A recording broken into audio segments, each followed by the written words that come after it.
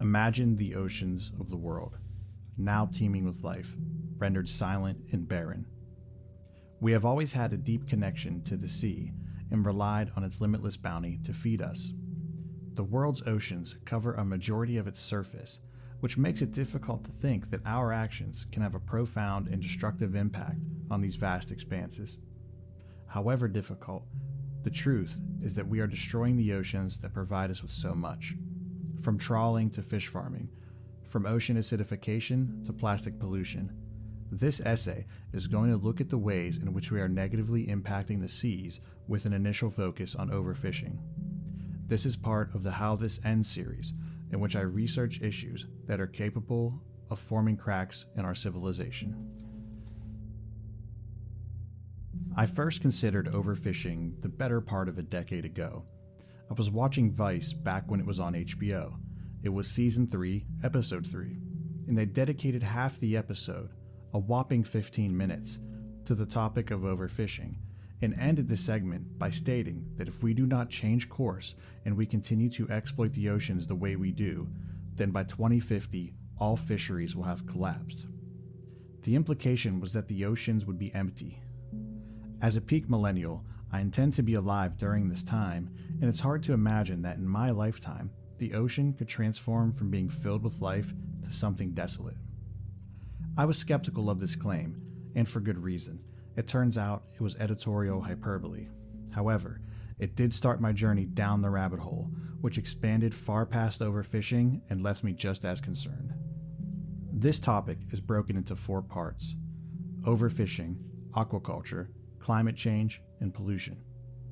The first part will cover how it is determined if a fishery is overfished, the issues with the standard way of setting catch limits, historical overfishing, and the impacts of overfishing. It seems only fitting we begin by discussing what overfishing is and some thoughts on how it is measured.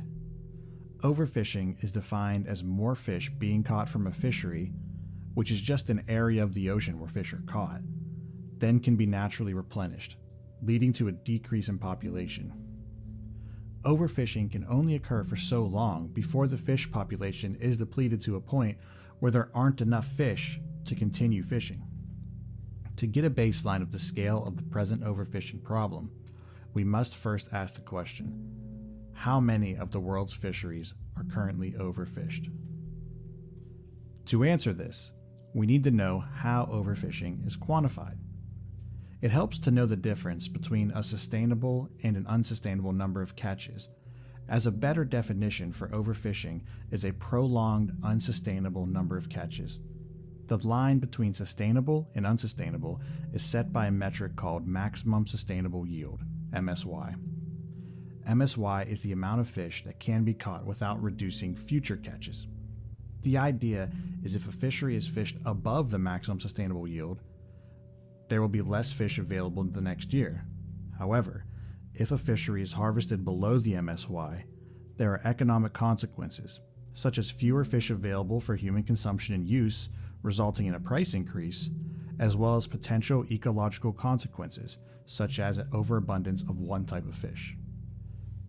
To determine the maximum sustainable yield, researchers and regulators rely on population data and reproductive rates, as well as the amount of previous year's catches. Let's start with population data. There is a salient quote by marine ecologist John Shepard I encountered on this topic: "Counting fish is just like counting trees, except they're invisible and move around."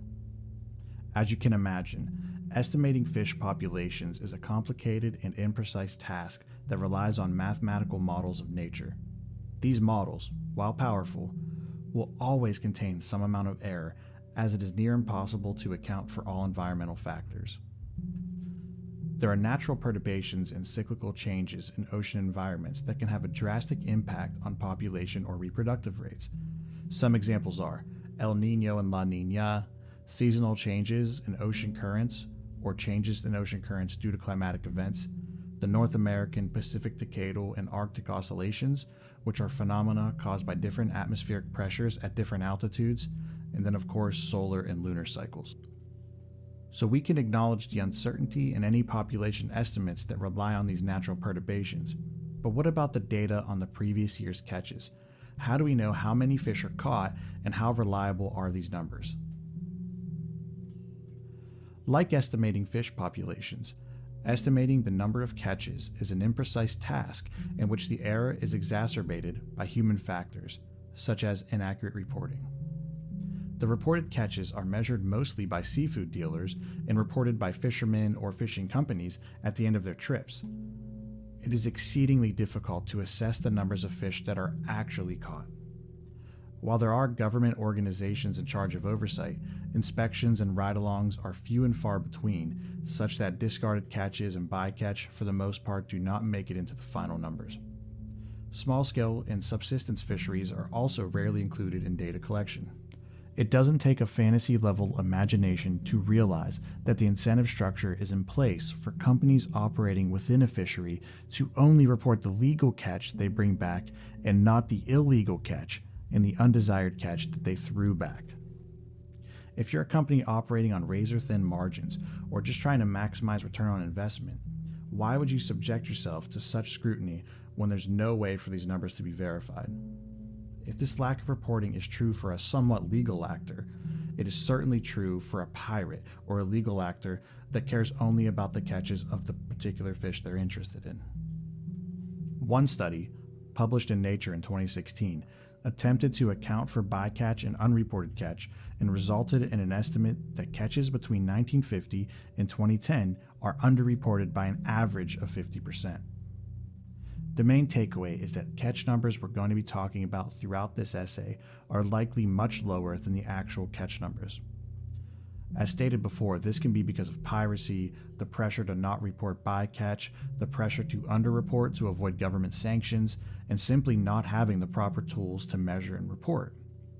There can also be political motivations, exemplified by China in the 1990s, to lie about the number of catches in one way or another for some political end. If any catches above the maximum sustainable yield is considered overfished, and MSY relies on catch data that is likely significantly underreported, then it leads to reason that a fishery with catches at the MSY is actually overfished. Returning to the question of how many of the world's fisheries are overfished, the best numbers we have are from the United Nations Food and Agriculture Organization, the UNFAO, which publishes a biennial report on the status of the world fisheries and aquaculture.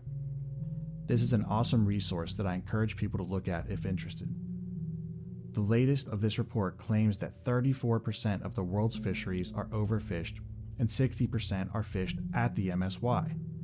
If you believe, due to the reasons we just covered, that a fishery being fished at the MSY is actually overfished, then that leads to 94% of fisheries being overfished. If correct, this could mean that many of the world's fisheries are being harvested in a way that may result in near-term collapse of fish stocks. Surely such a high level of overfishing is unsustainable, begging the question, how long has it been this way? A useful concept in figuring this out is the measure of effort it takes to catch fish, known as fishing pressure.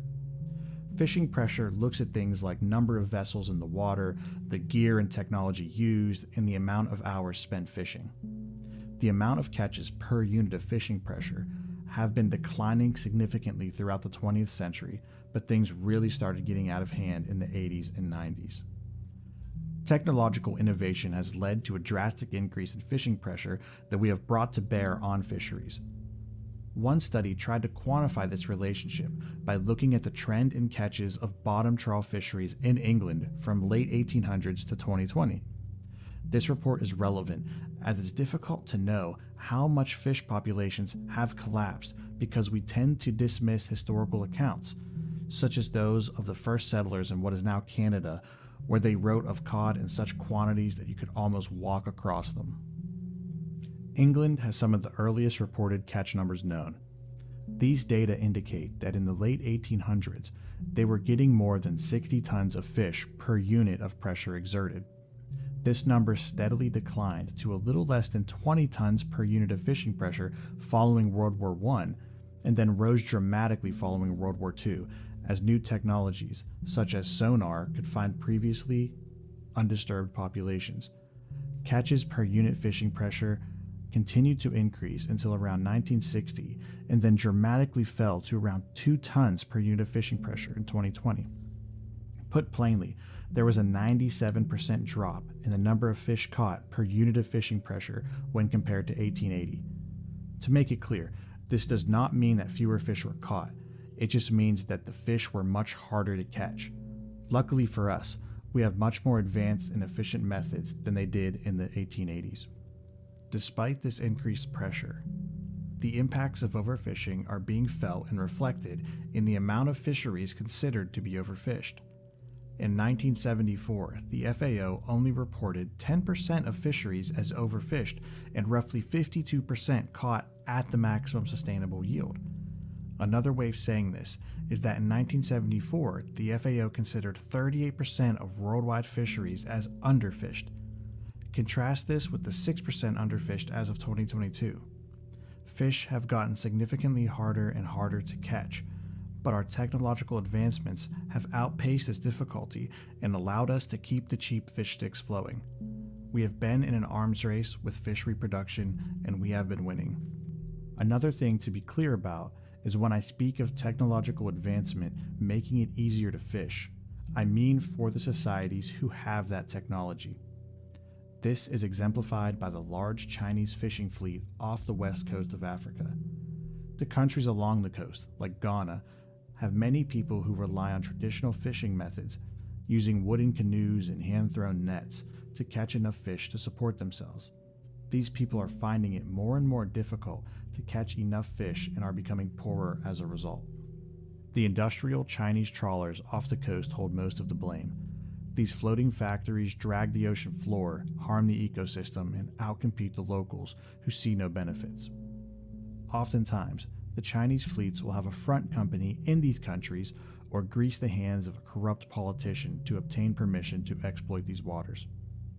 The rise and prevalence of China's long-range industrial fishing fleet tells us that 1, no area is safe, and 2, more local waters to China have already been overfished to an extent that it cannot satiate the hunger the country has for fish.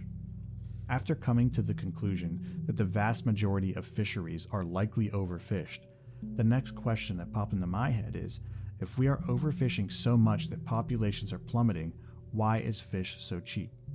The first part of the answer is that fish aren't as cheap as we think. We're just not only paying at the grocery store. Fish appear cheaper than they are because we also pay through subsidies on the fuel and the boats and the ships that catch them. Subsidies for fisheries can take many forms. They can include direct financial support, such as payments for fishing vessels, boat repairs, and fuel subsidies. They can also be industrial policies, such as tax exemptions, fishing quotas, government grants, and infrastructure investments. Subsidies can also be in the form of consumer credits, tax incentives, and research and development funding. In 2009, fisheries subsidies were about $35 billion, or about 30 to 40% of the value of the global catch that year. Another reason fish are relatively cheap is due to a phenomena known as hyperstability. Hyperstability in this context means that if you catch any fish at all, you're going to catch a lot. This is attributed to the fact that when fish populations are threatened, they breed in even larger numbers and in smaller areas. This concentration makes mating more effective for the fish, but also makes them easier for us to catch. If the population of a fishery is sufficient enough to support this behavior, we will catch a fair amount of fish, right until the point where we don't catch any. All these things being said, the most significant reason why the severity of overfishing is not being felt at the grocery store is due to the rise and prevalence of aquaculture, better known as fish farming. By weight, more fish are now farmed than are caught, and while catches will likely continue to decline, fish farming is likely to continue to increase. While seen as one of the great levers to pull to feed the world's population, there are major downsides to fish farming, at least the way it is currently implemented. We now turn to aquaculture, or fish farming. Due to the ever-increasing world population and the overfishing of wild fisheries, aquaculture has been an incredibly fast-growing market and has now surpassed wild catches as the most prolific form of fish harvesting. If you take a step back and think about it, it's astonishing that it took this long for aquaculture to grow larger than wild catches, given that all our other food comes from domesticated sources.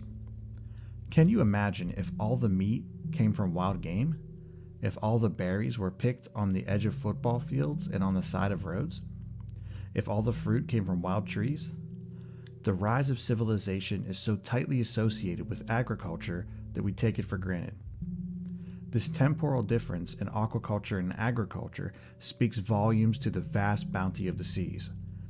It took us thousands of years, billions of people, diesel engines, state-of-the-art electronics and sonar, and a wanton care for the environment to finally start buckling the wild fish supply. This dramatic increase in aquaculture occurred mostly in the recent decades. In 1950, there were around 1 million tons of farmed fish. Today, that is over 55 million.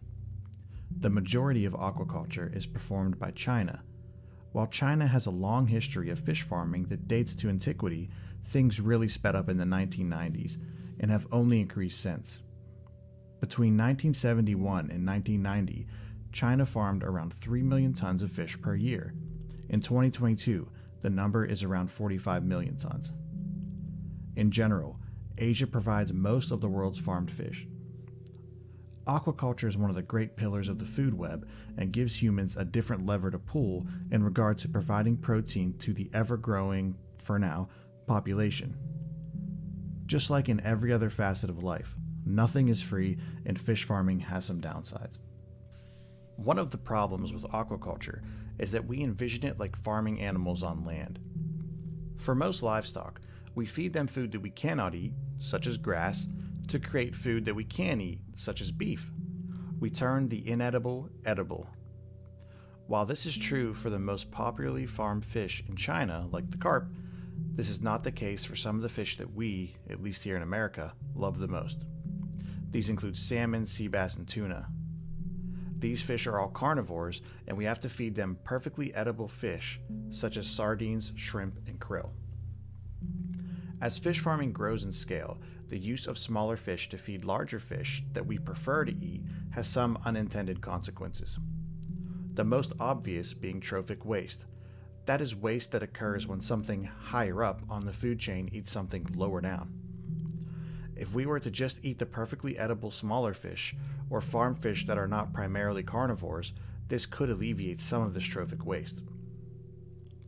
Due to the major financial pressures in the aquaculture industry to limit the amount of smaller fish used in farming fish, there has been success in increasing the amount of vegetable feed these carnivores get.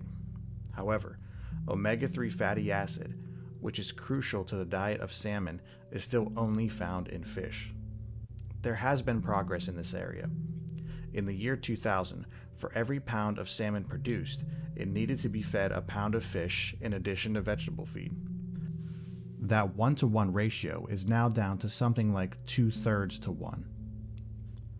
Farmed fish also often suffer from density issues, such as disease and parasites, from the high population in close proximity. To combat this, some farms continuously treat their fish with antibiotics, pesticides, and fungicides. As the pens are mostly in the sea, at least for salmon, this can lead to contamination of these medications to the surrounding ocean. The same is true for waste of fish farming, which often collects on the seafloor directly underneath the farming cages.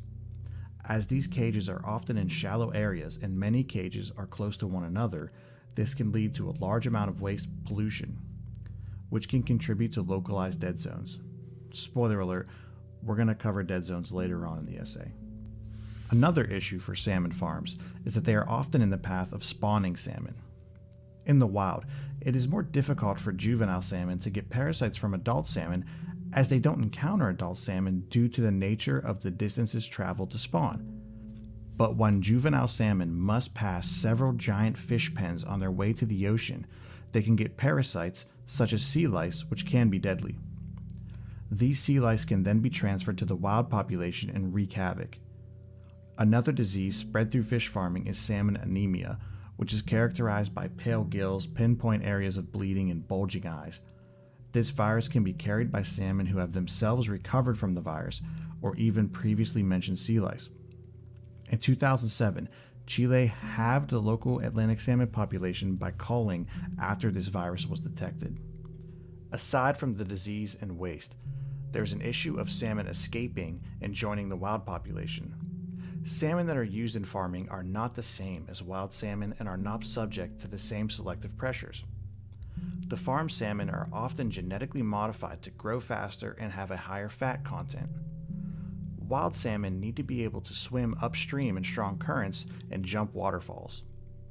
If farm salmon get out, it is unlikely that they will be able to meet these demands. However, the danger comes with the potential for these escapees breeding into the wild population. This can cause the proliferation of different genes into the local gene pool and negatively impact generations of wild salmon. Sticking to disease, but moving on from salmon, another example of high-density ocean farming causing widespread disease is white spot syndrome in shrimp. The virus appeared in China in the 1990s and has the ability to decimate a shrimp farm within days. By the mid-90s, the virus caused the virtual collapse of the Chinese shrimp market and had made it to the Americas. As a demonstration of the dual nature of human resourcefulness and technology, some good has come of this virus. Before the prevalence of this disease, shrimp were often caught as wild juveniles to stock pens, but now farms increasingly rely on certified disease-free broodstock, alleviating some pressures on wild shrimp and the horrible waste that comes with catching them. Shrimp farms also previously exchanged the highly polluted enclosure water with open ocean, but there has been a shift towards greater separation between pens and sea to minimize the possible spread of infection. This isolation is a good thing, as when farms are faced with impending disease, they will often be treated heavily with antibiotics, which can then lead to the rise of antibiotic-resistant bacteria. In Chile, where over 100 tons of antibiotics are used on fish farms, some of which are important in human medicine, bacteria tested from sediment and water near fish farms, not just inside them, have found strains of bacteria that are resistant to several antibiotics. While obviously bad for fish farms, it can also be bad for everyone else, as bacteria have the ability to swap genetic material and share resistance. Another spoiler alert, I plan to cover antibiotic-resistant bacteria and the potential impacts that has in another essay. This threat is not theoretical. It happened in South America in the 1990s during an outbreak of cholera. A strain of cholera picked up antibiotic resistance from an Ecuadorian shrimp farm. Some E. coli strains have also picked up antibiotic resistance from aquaculture. I would be remiss if I talked about fish farming and didn't talk about the impact the industry, as well as other industries, have on mangrove forests.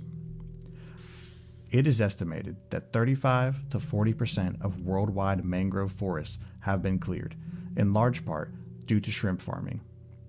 Mangroves are an incredibly important part of the ecosystem, not only serving as habitats for many species, but also as incredible carbon sinks, barriers to erosion, and provide a great deal of protection from tropical storms, hurricanes and cyclones, and tsunamis. We will talk in depth about coastal erosion in the following parts. These images show the impact shrimp farms can have on mangrove forests. The first picture is prior to mass mangrove deforestation and insertion of shrimp farms, and the second is after the shrimp farms were added. The barrier between ocean and land is not nearly as clearly defined. However, it does seem like there is room for hope in this regard, as environmental biologists have developed a method of farming fish that yields more product for the farmer while minimizing size. The idea put forth is that if farmers can produce just as much fish, or more shrimp, in a smaller area, they can let other areas they traditionally farmed return to mangrove forest. The largest increases in production are caused by more intensive farming, supplying food to the shrimp, aerating water, and controlling the broodstock. This obviously will result in an increased cost of farming that will need to be offset. However, if governments can regulate the industry and require restoration of mangroves in certain areas, this could be a fruitful endeavor. If governments take the hands-off approach, it's difficult to imagine why the farmers wouldn't just use these more intensive farming methods over the entire area and not restore mangrove forests. Even with all these issues, aquaculture is necessary and isn't going anywhere, but improvements should be made sooner than later. While necessity is the mother of invention, we should try and curb the damage as soon as possible. Some improvements would be to either decrease or slow down the farming of predators such as salmon, increase the amount of herbivores and lower trophic fish such as carp, anchovies, and sardines that we eat. And we should favor smarter techniques of farming, such as carp polyculture that is practiced in freshwater ponds and rice paddies in Asia. We need to find species that grow well together. An ideal scenario would be if the waste of a fish in the farm could be cleaned up by another fish that feeds on it or used it for some other productive purpose. As with many of these topics, a little regulation in the right place can have an oversized impact. Now we'll move on to the largest and, in my view, the most depressing part of the essay: climate change and the impacts on the ocean. With such a large topic as climate change, there will be many things I don't touch, and things I likely go into more detail than necessary due to a particular interest that I have. My goal is to provide enough information such that we can understand the severity of the issues we're facing, as well as navigate the news articles with clickbait headlines about these topics. If you don't know the basics of climate change, there is more carbon dioxide, CO2, in the Earth's atmosphere than any other time humans have been on Earth. The earliest estimates for when our species arrived on the scene was about 250,000 years ago. This image shows CO2 in the atmosphere based on ice core samples going back hundreds of thousands of years before that. The current level is unlike anything the Earth has seen in over 800,000 years. The last time atmospheric CO2 was this high is likely between 3 to 5 million years ago. While the CO2 levels that exist in our modern day atmosphere have existed in the past, the real danger is in how quickly it has been changing. During the pre-industrial era, around 1750, the CO2 level was approximately 280 parts per million, whereas today, this level is 415. Unlike today, in the past, CO2 level rise took hundreds of thousands, if not millions of years, giving the ecosystem a chance to adapt. Things are happening so quickly now that adaptation may not be possible. You may also hear CO2 being referred to as a greenhouse gas because of its ability to absorb and emit infrared radiation, which is heat. Put simply, solar radiation warms the Earth then emits infrared radiation that gets sent back into space. CO2 has a particular molecular structure that lets it absorb this infrared radiation and then re-radiate it in all directions, including back to the Earth. This causes some of the Earth's heat to be trapped, resulting in a warming effect known as the greenhouse effect. CO2 is a less potent greenhouse gas when compared to methane. However, there is much more CO2 in the atmosphere, and CO2 has a much longer atmospheric lifetime, hundreds of thousands of years. These are the reasons why CO2 is the most discussed molecule when talking about greenhouse gases. All this talk of CO2 is not to say that we shouldn't be worried about methane, especially what's been going on in the Siberian permafrost, but CO2 is the molecule most associated with climate change. It should be noted that life as we know it would not be possible without the greenhouse effect. Without this warming, the Earth would be much colder, around 0 degrees Fahrenheit, that's minus 18 degrees Celsius, instead of the current average, which is 59 degrees Fahrenheit or 15 Celsius. Once again, the issue is the quantity and how quickly the CO2 has been and is still being emitted. The issue is exacerbated by how crucial CO2 emissions are, not only for human life in general, we exhale the stuff, but also for any semblance of modern life. Electricity, transportation, manufacturing, agriculture, everything really, relies on the emission of CO2 at one point or another. We may as well get comfortable with the impacts of these emissions because they aren't going to change anytime soon. When it comes to the greenhouse effect and the amount of CO2 in the atmosphere, One aspect of Earth that works in our favor is that 70% of this ball is covered by water. The oceans of the world are a giant CO2 sink, helping slow down the impact of the excessive CO2 in our atmosphere. It is estimated that the oceans absorb around 30% of the CO2 released by humans every year. The amount of CO2 that can be absorbed by the ocean varies with several parameters, one of the larger ones being temperature. Remember that, we're going to come back to it. More CO2 is absorbed by colder water than warmer water. If water is warm enough, it can even release CO2 back into the atmosphere. I'm an engineer by trade, and one of the fundamental rules of engineering is that nothing is free and there are always going to be trade-offs. The same is true here. While the oceans are absorbing much of the CO2 in the atmosphere and buffering the greenhouse effect, the environment of the oceans themselves are quickly and significantly changing. One of these changes is that the ocean is becoming more acidic, a phenomenon creatively named ocean acidification. I'm going to do my best to keep the chemistry to a minimum while still explaining how ocean acidification and some of its impacts work. Please consult the references, your chemistry teacher, or your favorite AI chatbot for more information. The concentration of CO2 in the atmosphere is known as CO2 partial pressure, PCO2. If the PCO2 in the atmosphere near the surface of the ocean is higher than the PCO2 in the ocean surface, CO2 will dissolve into the ocean. Once in the water, CO2 can be transferred to every layer of the ocean through physical processes like wind mixing, currents, sinking of cold water, etc. When CO2 dissolves in seawater, it reacts with the water to form carbonic acid. Carbonic acid is an unstable molecule and quickly associates into bicarbonate and hydrogen ions. Additionally, bicarbonate can further dissociate into carbonate ions and more hydrogen ions. This increase in hydrogen ions decreases the pH per hydrogen of the ocean, resulting in an increase in acidity. It is important to remember that the pH scale is logarithmic, so a change of 1 on the scale results in a 10 times change in acidity. Anything above a 7 is considered alkaline, and anything under a 7 is considered acidic. So what is the pH of the ocean? Prior to the Industrial Revolution, the ocean had a fairly stable pH of about 8.2 to 8.3. Today, that number is around 8.1. While this may seem minuscule, if you remember the pH scale is logarithmic, you'll realize that this change means the ocean is 26% more acidic than before the Industrial Revolution. It is possible to make accurate assessments about the past acidity of the ocean based on the following things. 1. Air bubbles trapped in ice. These are little time capsules of the atmosphere from the past.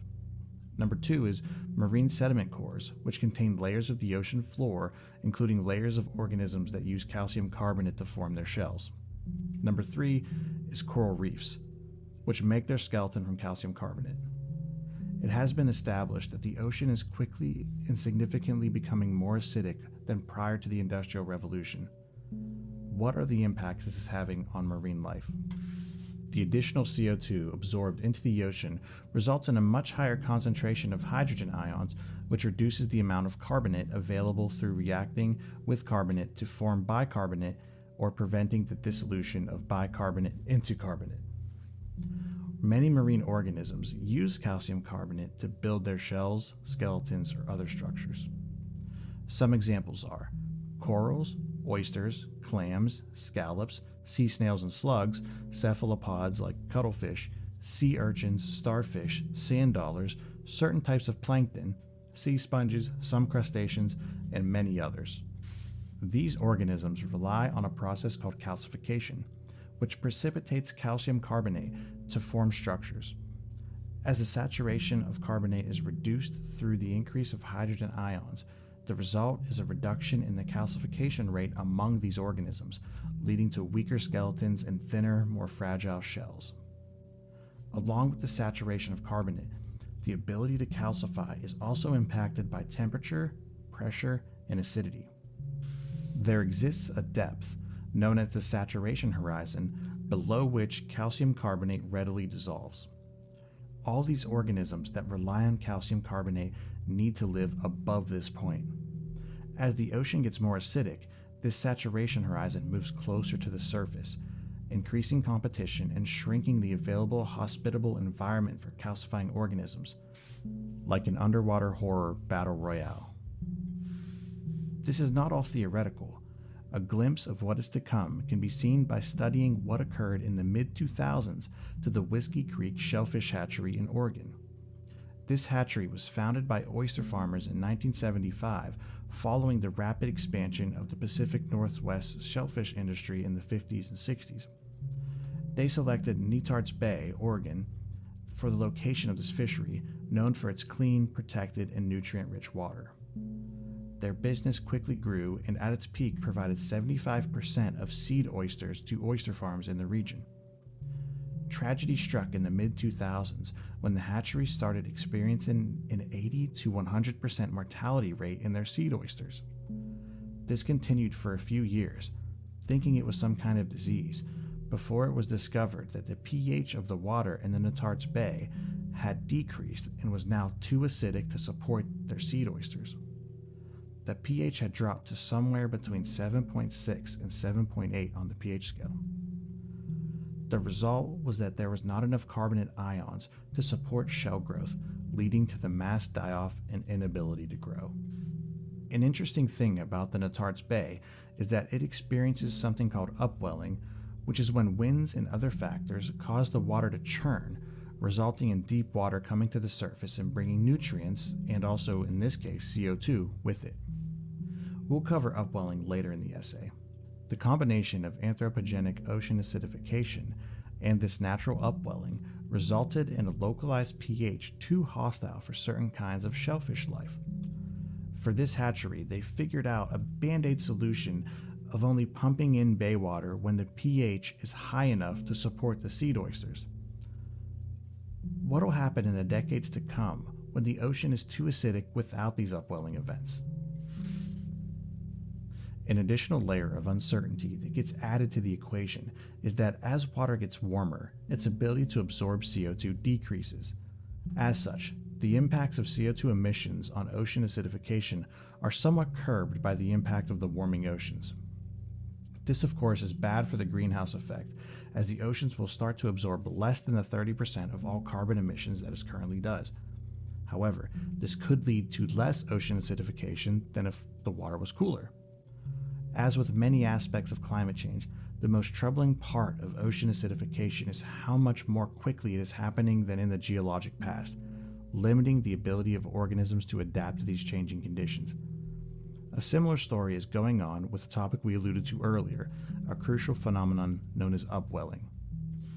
Upwelling occurs when strong winds blow offshore from land, pushing the surface water that has been warmed by the sun out and then eventually down to the deeper ocean. This causes cooler, nutrient-rich water from the deeper ocean to come up to the surface. The nutrients brought up by this churning form the bedrock of the food chain in many ocean ecosystems. To describe the food chain, we'd begin with the nutrients, phosphates, ammonium, and nitrates, which are used in photosynthesis by phytoplankton. Phytoplankton absorbs CO2 and produce oxygen. The oxygen allows the proliferation of zooplankton, which then feeds on the phytoplankton. Larger fish that we consider foundational to marine food webs, such as sardines and anchovies, then feed on these zooplankton. The waste from the fish and plankton then sink lower and is decomposed by bacteria using the oxygen originally released from the phytoplankton. This decomposition creates the nutrients that fall to the bottom and get churned up during the upwelling events. The deeper the water, the less oxygen available as the bacteria higher up use it during the decomposition process. This leads to areas near the bottom where the oxygen is either low or even anoxic, but heavily rich in nutrients. Then the process starts again, and these nutrients are brought to the surface and the ocean churned. Without cycles of upwelling, these nutrients would be trapped on the ocean floor. This diagram shows the oceanic food web for most sea life. A quick summary would be phytoplankton leads to zooplankton, which leads to filter feeders, which leads to predatory fish, which then leads to marine birds and marine mammals. Some studies suggest that as the Earth warms and winds become stronger, they can become too strong and prevent the zooplankton from taking hold, effectively cutting the food chain off at the knees. In this case, phytoplankton populations soar as there are fewer predators to eat them. The increase in phytoplankton causes more phytoplankton detritus, which then sinks and is decomposed, using up precious oxygen, increasing the area that is low in oxygen. There is evidence of this already occurring off the coast of Benguela in southwest of Africa. Upwelling in this area is intense, which brings large amounts of nutrients from the sea floor, which causes a boom in phytoplankton, which should cause a boom in zooplankton, which should cause a boom in fish such as sardines and anchovies. However, the winds in this area are strong to the point that zooplankton are unable to get established in great enough numbers to check the phytoplankton population, and much of the phytoplankton dies off and sinks into the sea, decaying and robbing the area of oxygen, resulting in a low oxygen area. The microbes that feed on these decaying phytoplankton, which are similar to those from the oceans in the Earth's prehistoric past, create a thick sludge that lacks oxygen. The waste of these microbes is hydrogen sulfide, which only exacerbates the problem as hydrogen sulfide will quickly react with any available oxygen, creating an even more anoxic environment. As this low oxygen area moves, it can hit a population of animals and put additional stress on them or cause mass death outright. Similar events are responsible for some of the mass die-offs that we've heard about on the west coast of the United States. This issue is compounded due to the importance of the areas that experience frequent upwelling. The 4 major upwelling zones make up less than 1% of the ocean. However, the majority of fish are caught within them. To make matters worse, the zooplankton, which are already threatened due to the increased coastal winds due to climate change, are also threatened by ocean acidification, as many of them use carbonate to create their shells. If the zooplankton are the knees of the food webs, we may not have cut them off, but they are certainly taking an arrow or two. Another lesser known, though equally important aspect of ocean composition, which upwelling processes rely on, is known as the thermocline. The thermocline is an area between the warm, sunlight-rich water in the upper ocean and the low oxygen, low light, and colder waters of the deep ocean. It is essentially a gradient, an area of significant change in temperature with fairly little change in depth. The difference in temperature between the lower levels of the thermocline and the deep sea directly impacts the quality of upwelling that is experienced. If the thermocline is weaker, the temperature is closer to that of the deep ocean, and nutrient overturn and upwelling can occur more easily. If the thermocline is stronger, the temper gradient is larger, and the nutrient overturning and upwelling is more limited. The strength of this gradient can function as a limit to the proliferation of phytoplankton, which, as we talked about earlier, is the bedrock of many marine ecosystems. The thermocline limits the growth of phytoplankton by acting as a barrier to vertical mixing, slowing down the upward flow of vital nutrients to the surface, which is where phytoplankton live. The depth of the thermocline is cyclical and varies throughout the year in most places.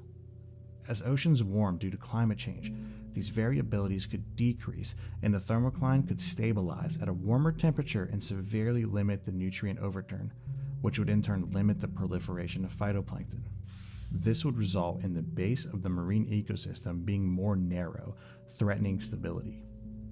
The warming ocean can also have an impact on the depth of the thermocline, which impacts nutrient dispersion and habitat formation.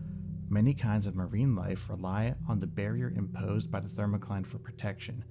Deep-sea species have a difficult time adjusting to the rapidly warmer water throughout and above the thermocline. The opposite is true for species that live above the thermocline.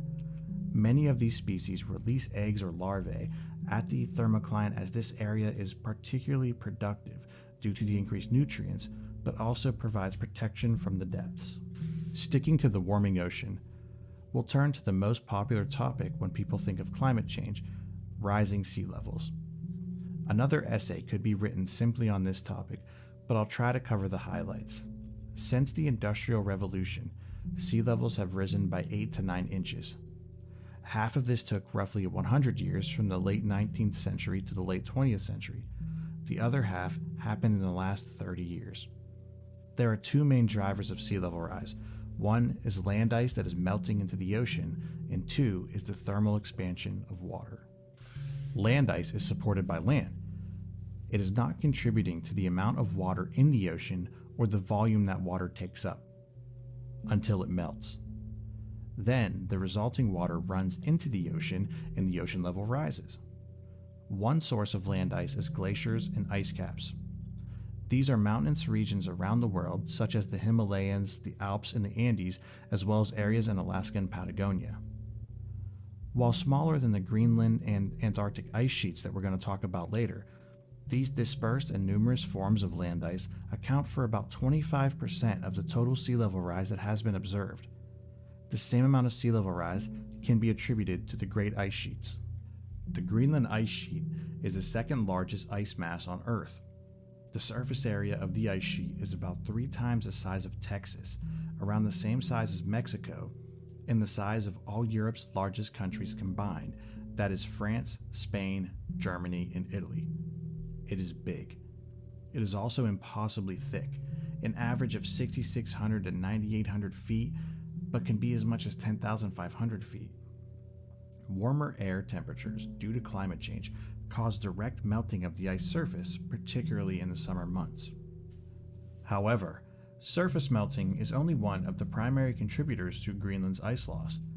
The meltwater runs from the surface into vertical shafts called moulins that reach the base of the ice sheet and then flow to where the ice sheet meets the ocean. This flowing water increases melting in other areas and lubricates the ice sheet base, accelerating its movement toward the ocean. The warming ocean also accelerates land ice melting from the bottom where it meets the sea. This is called basal lubrication and can result in the collapse of large chunks of ice sheet into the ocean, raising sea level more quickly than slowly melting alone. If the entire Greenland ice sheet melted, it would raise global sea levels by 23 feet. The same mechanisms impacting the Greenland ice sheet also impact the Earth's largest ice mass, the Antarctic ice sheet. The Antarctic ice sheet is much larger than the Greenland ice sheet, holding more than 7 times the amount of ice. This ice sheet is about the size of the United States and Mexico combined.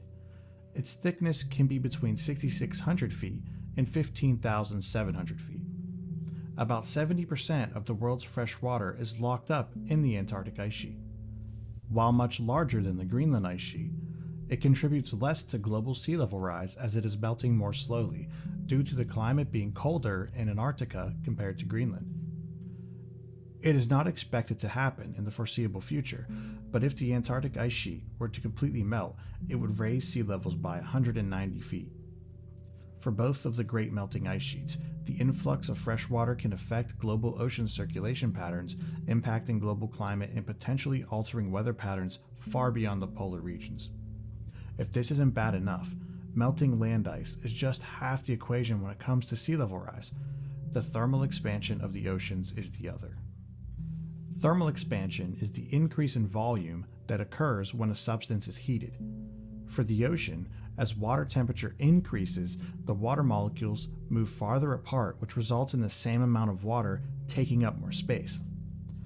This is difficult for us to notice in our daily lives because the amount of water we deal with is less than minuscule compared to a body of water such as the Great Lakes, let alone the ocean. However, thermal expansion of water accounts for the other 50% of sea level rise that has already been measured. It's not as sexy or attention-grabbing as a polar bear stranded or icebergs the size of city blocks calving, but simple thermal expansion is a dominant force in sea level rise. To sum up the numbers, the ocean has risen an average of 8 inches in the past 100 years and is expected to rise another 36 inches by 2100 if global emissions continue at the level they are presently. Before we get into the impacts on civilization of rising sea levels, we have to take another side quest and discuss coastal areas and the mechanisms at play when the land meets the sea. After all, humans don't live in the ocean, so some of these impacts can seem a little far off for the least discerning of us. We are all familiar with the areas of loose sand, pebbles, or rocks that meet the sea called beaches. However, we aren't as familiar with many of the wetlands that make up coastal regions. The first kind of wetland to talk about is a delta, which are landforms formed at the mouth of the river where the river meets the ocean. As rivers flow over land, they pick up sediment and carry it until the flow is slowed down where the river meets the ocean. Over time, these sedimentary deposits create land characterized by fertility and branching channels. Deltas are biodiversity hotspots and are among the most productive ecosystems on the planet. These areas have been used for agriculture for thousands of years. Deltas often contain extensive wetlands, including marshes, swamps, and mangroves. These wetlands provide numerous ecosystem services, such as water filtration, carbon sequestration, and storm and erosion protection. Major cities, such as Shanghai, Cairo, New Orleans, Dhaka, and Ho Chi Minh City, are located on or immediately near deltas. Valuable resources like minerals and oil are also often associated with deltas. Popular examples are the Mississippi Delta, Niger Delta, and the Ganges-Brahmaputra Delta. One way to imagine deltas are a balance between the opposing forces of the ocean eroding the land and the land pushing outward into the ocean through sedimentary deposits. Over millennia, these forces have struck a balance that our actions are impacting. One of the ways human activity influences deltas is the stripping of all the natural plants in these areas so the land can be used for agriculture or other purposes, including shrimp farms that we covered previously. When these grasses, mangroves, and shrubs are removed, not only is the ecosystem that relies on them altered, such as unique birds, but their complex root systems are replaced with things that do not serve the same purpose. Removing these plants limits the carbon capture and erosion control functions of the wetlands, further tipping the scales in the favor of the ocean. Another issue is that most rivers are dammed in many places, which is good for flood control and agriculture, but results in the sediments that would be carried to the delta to be deposited elsewhere upriver. There are areas that are so dammed up for one end or another that where a mighty river once met the sea is now merely a trickle by comparison. Obviously, this upsets the land-ocean balance, and the ocean starts to claim the delta. Mix habitat alteration and sedimentary removal with mineral and oil extraction, and it's no surprise that many deltas are disappearing. The Mississippi Delta, for example, is losing somewhere between 16 and 35 square miles of land per year. This rate is like losing a football field every 60 to 90 minutes. The Nile Delta is losing 8 to 12 square miles per year. The Ganges-Brahmaputra Delta is losing 4 to 8 square miles a year. The Indus River Delta in Pakistan is losing about 15 square miles per year. The list could go on. We've established that the balance between land and sea is severely being tipped in the favor of the sea through warming waters, melting land ice, and the destruction of deltas and wetlands. What are the impacts of this? As I've mentioned before and will continue to mention, none of these particular individual impacts are enough to significantly challenge modern human civilization, but when looked at holistically, things get a little grimmer. One of the places most impacted by rising sea levels is Jakarta, Indonesia. This area, which is home to more than 11 million people, is sinking at a rate of 10 inches per year. The main cause of this sinking is excessive groundwater extraction, leading to the compaction of underlying soil. Nearly half of Jakarta is now under sea level, with much more to come given the twin problems of sea level rise and the sinking of the city. Jakarta experiences significant flooding almost every year, which displaces hundreds of thousands of people and results in significant loss of life, infrastructure, and financial strain. Jakarta experiences flooding due to heavy rainy season in which its rivers flood, coastal flooding due to storm surges, and an increasing number of sunny day flooding in which a tide is particularly high and floods low-lying areas. Indonesian officials are taking steps to mitigate some of these issues, including infrastructure upgrades, the installation of the giant seawall, groundwater management, and then finally, relocation. In a large part due to these environmental issues, the Indonesian government is in the process of locating its capital to Kalimantan on nearby Borneo. An example closer to home for those of us in the United States is Miami. Like Jakarta and many other places, Rising sea levels and the loss of natural coastal defenses has made Miami more vulnerable to storm surges and wave action, particularly during hurricanes. Also like Jakarta, Miami has seen a significant increase in sunny day flooding caused by high tides that are exacerbated by rising sea levels. Even minor storm surges can cause significant flooding in Miami due to the higher baseline sea level. Flooding is prolonged due to the gradient between the rivers and the sea not being as high, meaning water is drained from flooded areas into the sea more slowly. The obvious results of more frequent and severe flooding are damage to transportation networks and other infrastructure, and significant strain on Miami's seawater and sewer systems.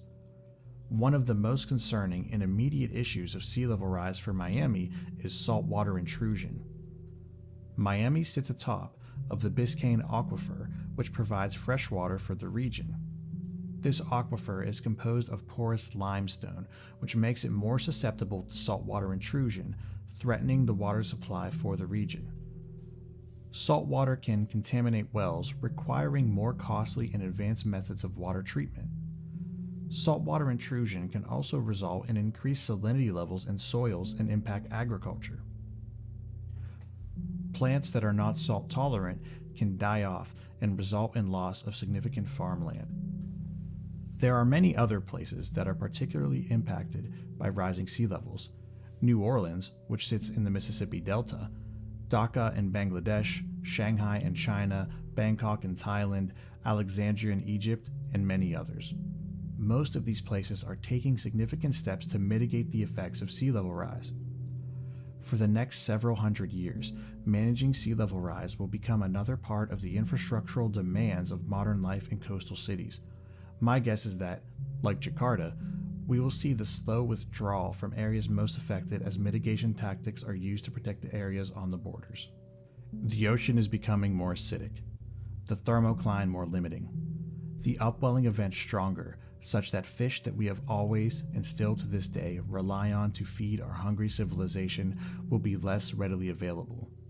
This is accompanied by the overfishing we covered previously. All this while the oceans are slowly reclaiming much of our coastline which we have stripped of their natural defenses. If the picture doesn't already look grim enough, the next part will talk about pollution and the impacts that it is having on the oceans of the world.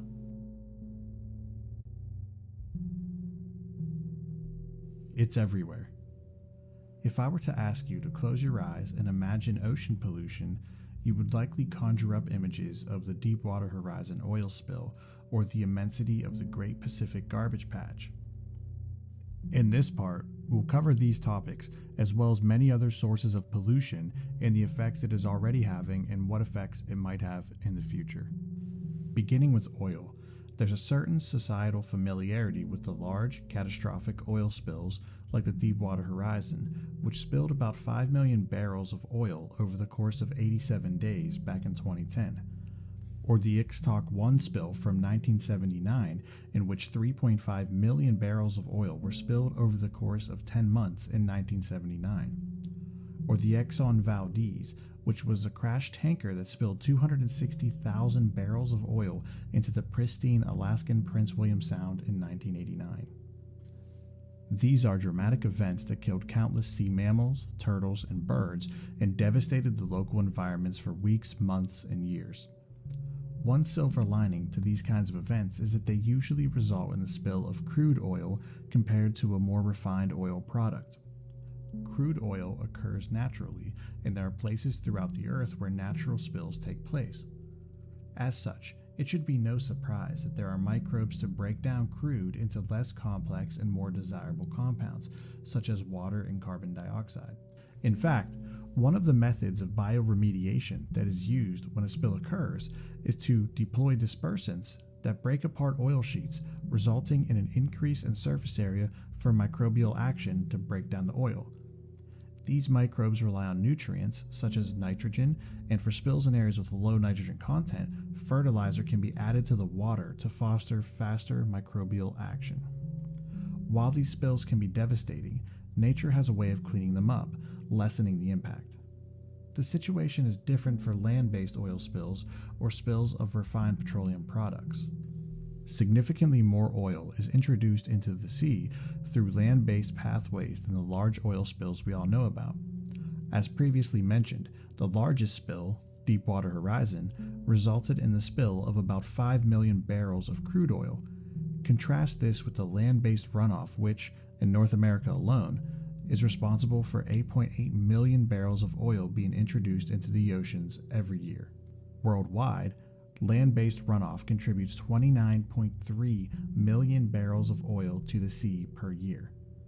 The mechanisms for how this land-based runoff enters the sea vary, but the big players are stormwater systems, which carry contaminants to streams and rivers, which eventually empty into the ocean.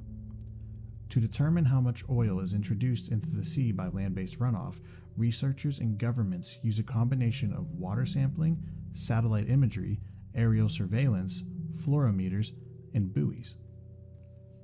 A process called hydrocarbon fingerprinting can be used to determine the source of oil.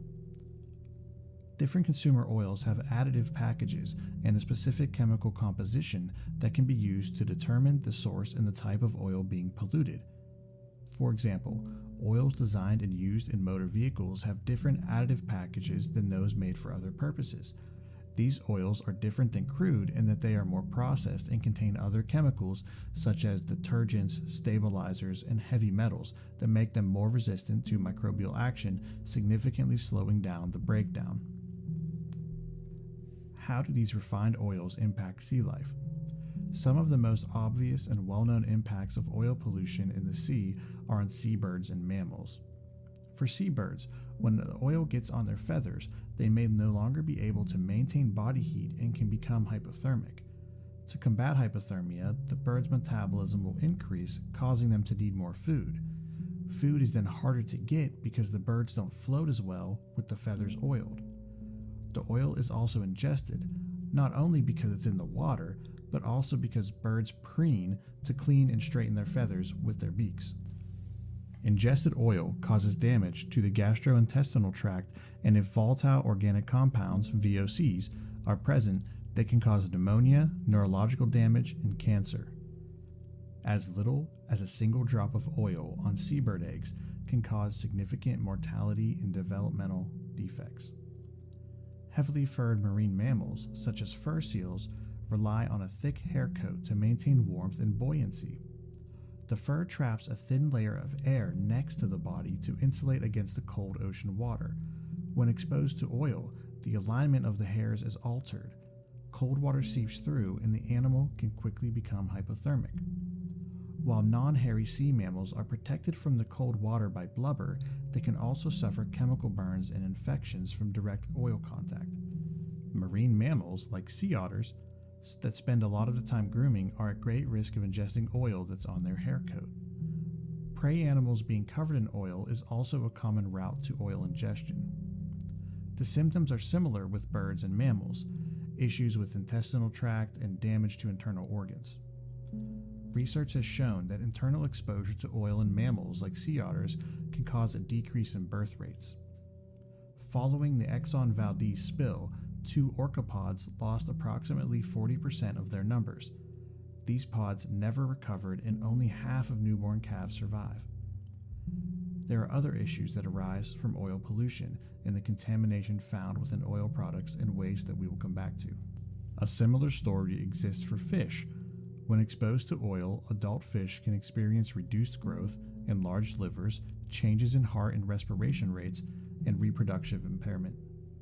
Fish eggs and larvae are also especially sensitive to oil pollution. Other than the impacts on marine life, oil pollution can significantly impact and damage habitats such as coral reefs, seagrass beds, and mangroves. Oil coats plants and corals, blocking sunlight and limiting photosynthesis, disrupting food chains. There is also damage to shoreline ecosystems, including the die-off of coastal vegetation, which exacerbates the issue of erosions that we previously covered. The oceans are all connected. We think of the 5 oceans of the world as being distinct from one another. However, sometimes it's better to think of them as being one large, interconnected ocean. Water exchange and mixing of the oceans constantly occurs. This interconnectedness is exemplified by an event in 1992. the cargo ship Ever Laurel was carrying products from Hong Kong to Tacoma, Washington when it encountered a severe storm. The ship lost 12 containers during the storm near the international dateline, somewhere around 44 degrees north and 178 degrees east. One of these containers held 29,000 children's bath toys, including the ever-loved yellow rubber duck. These durable and buoyant toys began dispersing across the Pacific Ocean. Starting in late 1992, the first toys washed ashore in Alaska, and over the years they appeared on beaches in Hawaii, the Pacific Northwest, and Japan. Some toys became entrapped in a North Pacific subpolar gyre and drifted towards the Arctic, freezing in ice that would later thaw and release the toys in the North Atlantic. By 2003, toys were found in Newfoundland, Maine, and even the UK and Ireland. This lighthearted example demonstrates the far-reaching implications of plastic pollution. It's estimated that between 9 and 14 million tons of plastic pollution enters the ocean every year. This number is expected to double or triple by 2040 if business is conducted as usual. Plastic is ubiquitous to modern life. Sitting at my desk and looking around, I find very few items that don't include some kind of plastic. Plastic has been life-saving and life-changing for society, but as we learned in the other parts, nothing is free. Plastic enters the sea through rivers, streams, landfills, and direct dumping. There are numerous indirect ways plastic can enter the sea, including agricultural runoff, roads and traffic, runoff of synthetic products, and sewage and wastewater runoff. I was not able to find a breakdown by industry or product to understand if specific industries are causing larger issues than others. However, it is not a stretch to think that single-use plastics are particularly culpable. Given that, we have to be a little vague and look at plastic production and disposal as a whole. About 36% of plastics produced globally are used in packaging. Of this, 85% are disposed of as unregulated waste.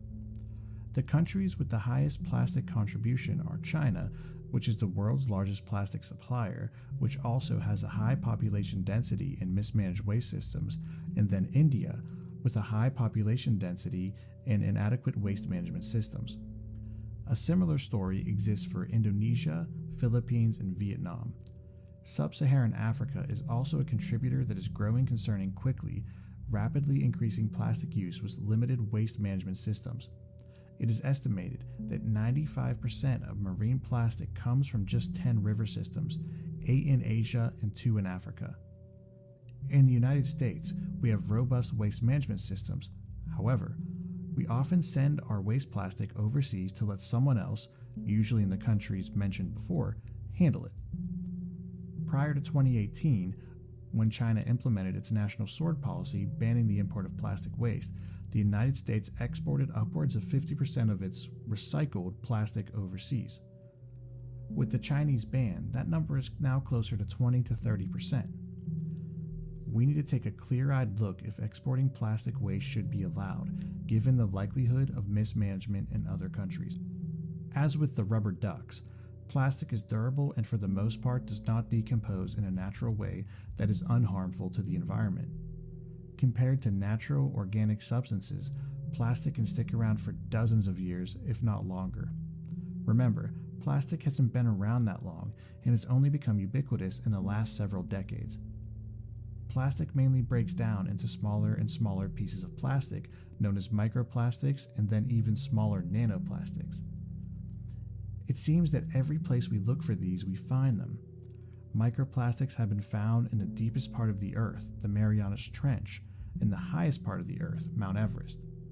Plastics account for at least 85% of total marine waste.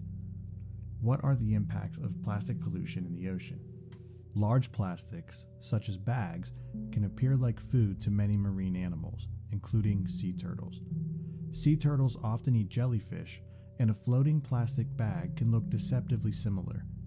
It is estimated that 52% of turtles worldwide have eaten plastic. Ingested plastic can cause intestinal blockages, leading to malnutrition and starvation. Ingested plastic can also impact the buoyancy of turtles, making them float and be more prone to predation and boat strikes. The situation is no better for seabirds. It is estimated that 90% of seabirds have ingested plastic. This can cause chick mortality. For example, over 40% of Laysan albatross die before fledgling, with plastic ingestion being a significant contributing factor. Seabird populations have declined by 70% between 1950 and 2010, with pollution, both plastic and chemical, being a major factor alongside overfishing and habitat loss. Look at the images in this article from The Guardian if you're looking to go to bed upset. A similar story is true for most other marine animals. As mentioned in a previous part, zooplankton are right above phytoplankton and make up the base of every marine food web. A study performed back in 1999, so it may be worse now, found that in areas of the North Pacific, the mass of plastic was about 6 times higher than the mass of zooplankton. When plastic does break down, it releases a concentration of toxic chemicals. This leads to the next topic of chemical pollution. Before we dig too deeply, we need to cover an interesting aspect of the makeup of the ocean known as the surface microlayer. The surface microlayer is a thin film, around 1/400th of an inch, the size of a piece of plastic wrap, that is on the surface of the ocean. It serves as a dynamic boundary where exchanges of gases, heat, and particles between the ocean and the atmosphere occur.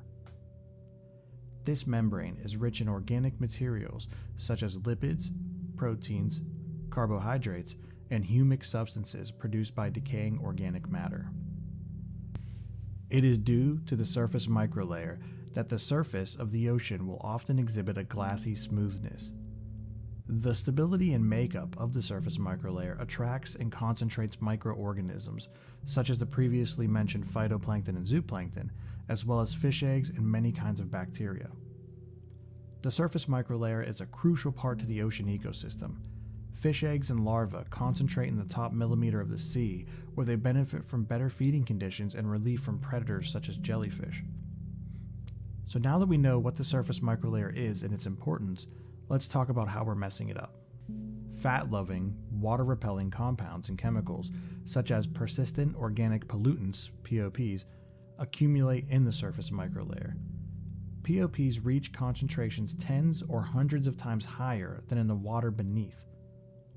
Storms and winds spread this pollution across the ocean, and even remote parts of the sea are exposed, regardless of how far from pollution sources they seem.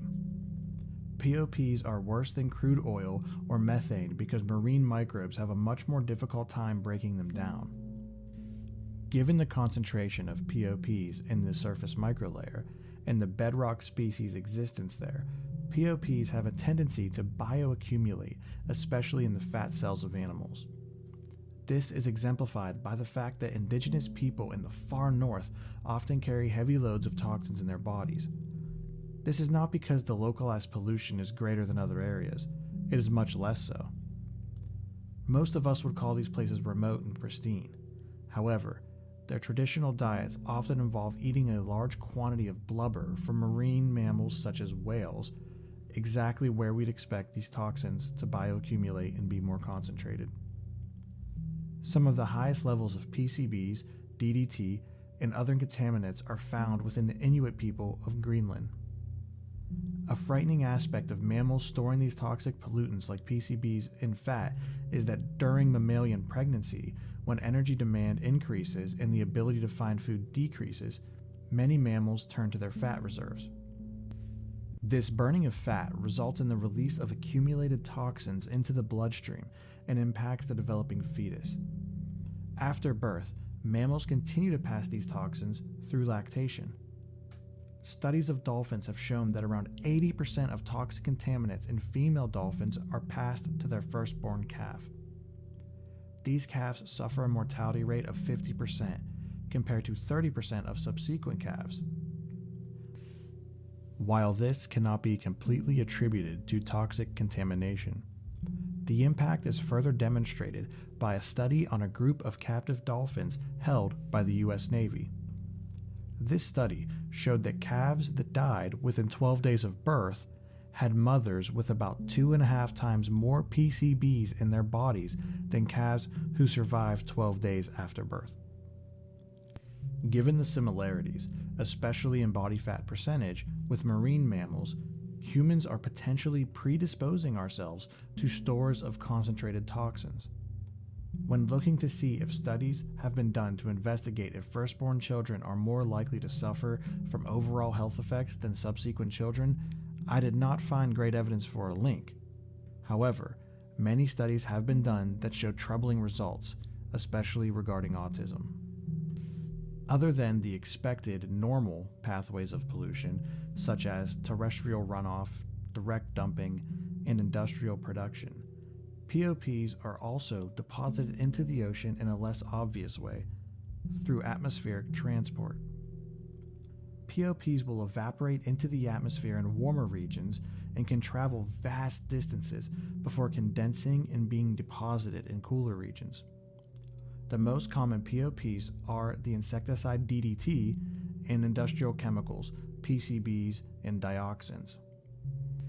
While the more toxic chemicals we know of are now banned for the most part, there are replacements, particularly brominated flame retardants or BFRs, that have been created to fill the roles these toxic chemicals once had.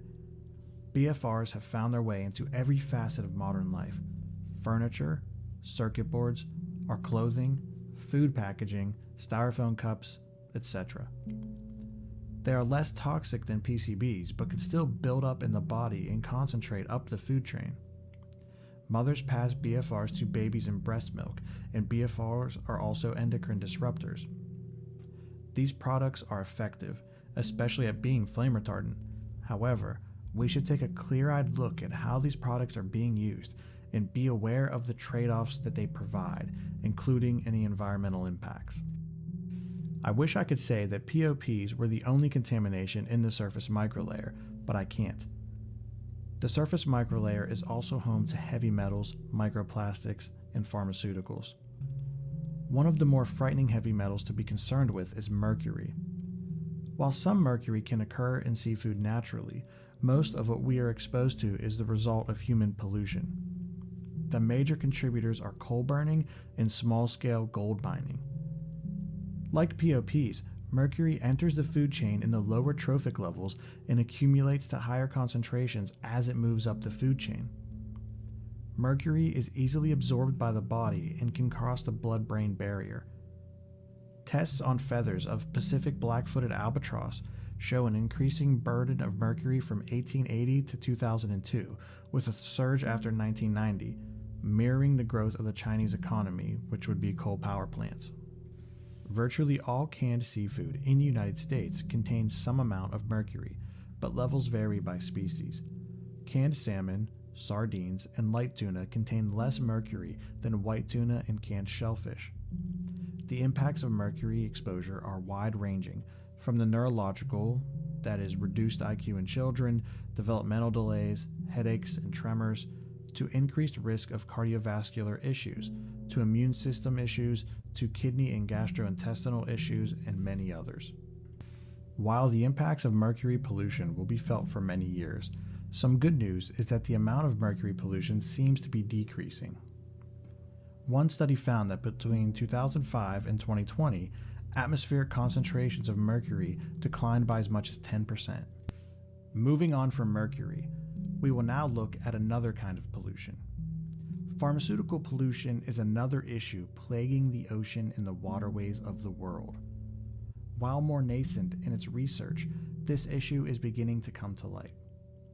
Environmental contamination includes antibiotics, hormones, analgesics, and antidepressants. The sources for these contaminants are human waste, improper disposal, for example, flushing down a toilet, agricultural runoff, manufacturing, and, you guessed it, aquaculture. We already spoke on the antibiotic issue in the essay on aquaculture, although it's worth repeating that the antibiotic-resistant superbug could be created by the careless disposal and use of antibiotics. A similar issue exists due to pharmaceutical runoff. 2 out of the top 5 pharmaceutical chemicals detected by concentration were antibiotics. The other three are acetaminophen, which is Tylenol, fexofenadine, which is an antihistamine, and gabapentin, which is an anticonvulsant. These pharmaceutical chemicals can bioaccumulate like POPs and cause issues such as behavioral changes like a failure to feed or avoid predators, changes in mating habits, etc. Hormonal drugs like contraceptives can disrupt the endocrine system of aquatic species, leading to reproductive issues such as the feminization of male fish or the changing of breeding habits. Many potent chemicals can have a large impact but are difficult to detect because they are present at such small quantities. The areas that contribute more pharmaceutical pollution are similar to those that contribute more plastic pollution, and for the same reasons, lack of proper waste management systems. The world's oceans, once vast and seemingly inexhaustible, are now under relentless pressure from human activity. Overfishing has depleted fish stocks. Aquaculture has introduced new ecological risks. Climate change is reshaping marine environments, and pollution, whether from oil, plastics, or chemicals, has left lasting scars. These crises are not isolated. They intertwine, accelerating the decline of marine ecosystems that humanity have depended on for millennia. While the scale of these issues is daunting, the future of the oceans is not yet decided. Thoughtful regulation, technological innovation, and global cooperation can help mitigate the damage to restore balance. While this essay may seem like more doomer fuel, I genuinely believe these challenges can be overcome if we take a clear-eyed approach and commit our best minds to finding solutions. So that's all for this one. If you've made it this far, wow, thank you. The whole idea of How This Ends, where I research the largest issues that modern civilization is facing, is an idea I've had for many years now. I'm glad to have finally started. I plan to keep on making the long-form videos like this one when I finish researching a topic. If you want to follow along with my research in real time, please visit my website, howthisends.net, or check the links in the description. I'm planning on posting something weekly there, maybe even a blog-style format. Other than that, please subscribe, like, comment, the whole drill. This is my first time uploading a YouTube video and my first time recording any audio or making a video of any kind, and I know I'll get better as I go along. I appreciate any feedback. Until next time.